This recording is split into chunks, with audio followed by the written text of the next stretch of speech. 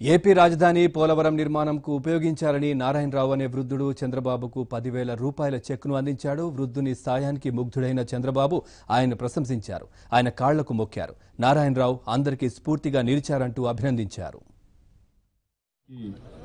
పోలవరానికి మంత్రి గెలిచి డబ్బులు ఇచ్చారు. మీరు ఒకసారి గుర్తుపెట్టుకుంటే ఇది స్ఫూర్తి.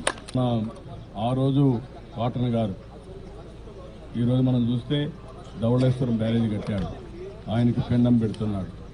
ఎన్టీ రామారావు గారు, బసవతారకం గారు ఇలాంటి వాళ్ళందరికీ పిండం పెట్టి ఎక్కడికక్కడ వాళ్ళని గౌరవిస్తున్నారు. అందులో గైలో చేశారు, వెళ్ళి ఇక్కడ కూడా కాదు గైకి వెళ్ళి అక్కడ కూడా చేశారు. వాళ్ళ ఆత్మకు శాంతి కలగాలని.